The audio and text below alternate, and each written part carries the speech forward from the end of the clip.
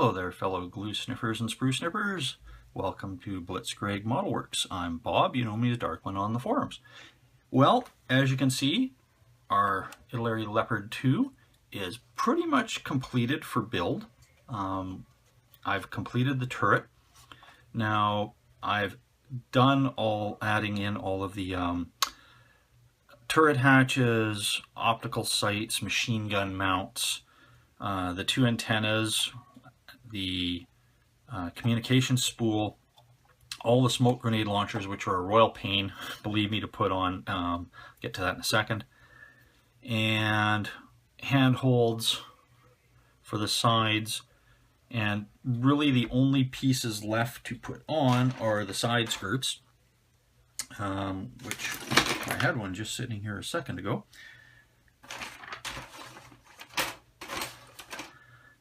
Unfortunately, I did find that if you remember in the earlier videos, I showed the instructions here. If you look at the instructions, the picture, where are we? Right there. Those big horrible gaps for the sponson storage here.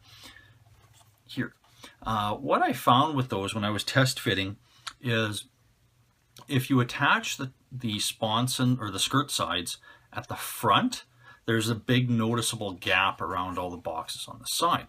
However, if you attach them at the back first, there's actually almost no gap whatsoever, but there's a bit of a gap here, and you can flex it into place and glue it with some super glue or some Tamiya extra thin, something that works really, really quickly.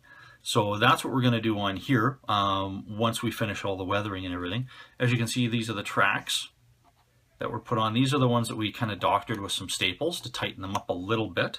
The other side I just left normal, and you can see how much looser they are. And this is just one link difference in length on either side. So I did do some pre-shading, pre-weathering. Hopefully the light can show you a little bit there. I'm using a different setting on the camera so I can get in really close and focus. And so what I'm going to do here is I'm going to add some snow, and I've been experimenting with a few different ways to do this. I know there's a few products on the market that have been out for a little bit since I've been away, but in the interest of expediency, I'm going to go with the old tried and true method and use white glue and baking soda.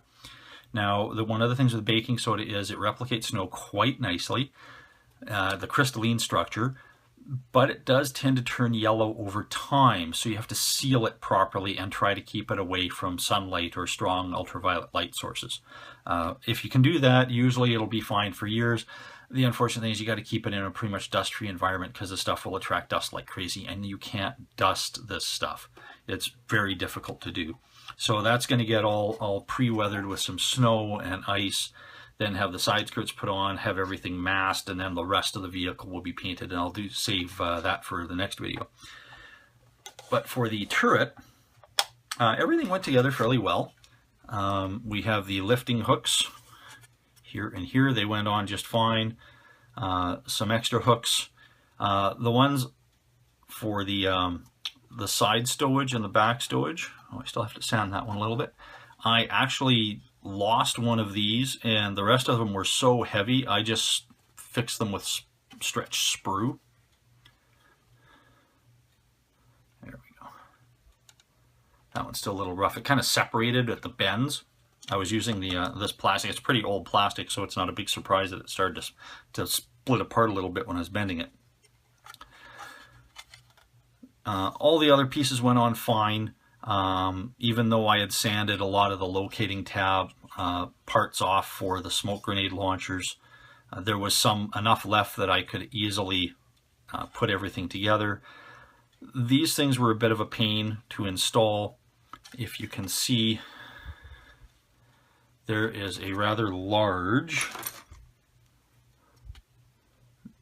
sink mark on each one of these.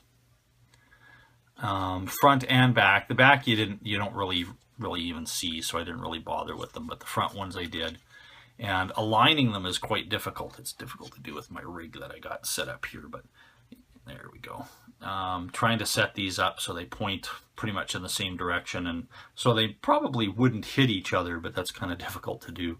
Italeri certainly kind of skimped on the engineering in this. The Tamiya one is much nicer, and I'm sure the new Meng one is even nicer than the Tamiya one.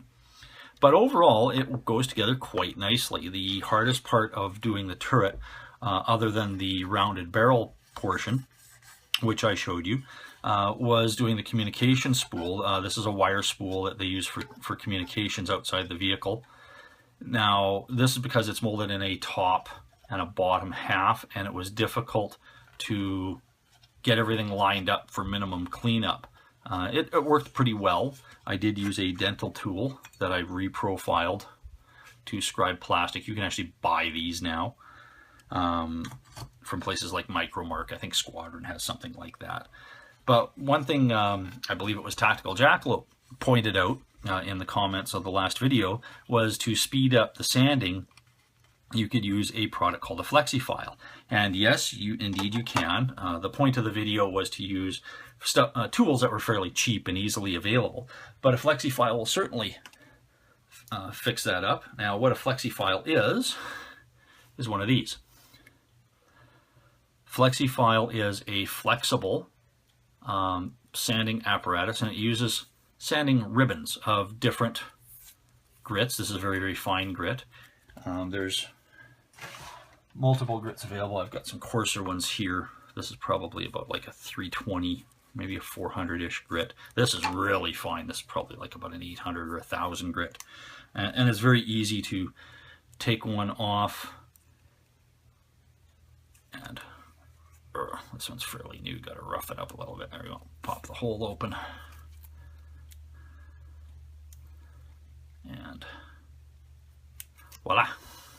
And then when you sand, you can just sand just like this, and it actually bends in place. Now, the reason I didn't bring this up is you can't get these everywhere. Where I am here right now, our local hobby shop, and I checked last Monday, and it's Wednesday now, and they don't sell these.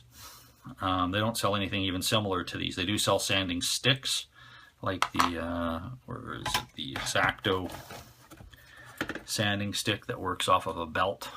It's got a little spring-loaded tensioner in the back, so you can take the belt off, or you can rotate it around almost like a tractor, like a set of tracks. But for most people, I mean, picking up something like this, I mean, you can pick it up at almost any cosmetics counter, Walmart, dollar stores carry them, even things like that nature. So yes, you could certainly use that, and it can speed it up. You still will end up in some of the tight spots having to use a file or a sanding stick. So the only thing left to install in this besides the side skirts, and there's tow cables, 2 tow cables on the back, locating bolts are here. There is it looks like an intake cover. It's probably for the NBC unit that's inside the actual vehicle. And other than that, just the MG3 machine gun that goes on the commander's cupola. And that's it. So none of those other parts, oh, and the driver's rearview mirrors, which I'll put on very last, just because they're so fragile and they stick up. They're a lot more fragile than these antennas, actually. So I'll do that, and I'll do a paint job. We're going to do a 3-color NATO paint job, and then we're going to do kind of a temporary winter whitewash over top. The pictures that I've seen, they're not quite as sloppy as some of the stuff you've seen in World War II, but they're still pretty sloppy. There's paint kind of splattered all over. It was just kind of not quite mopped on, but it looks pretty close. And then we'll put on some snow in that after that. So I'll have that all set up. The next video you'll see, we'll do some painting at the spray booth, so we'll have a slightly different setup for you. And hopefully I'll be starting the Stug Life build shortly after this, so you guys can see how that's going. I got some more goodies for that I'll show you in another video. So again, thanks for watching. Please feel free to leave comments in the comment section below, and like and subscribe if you haven't already. Thank you very much for watching.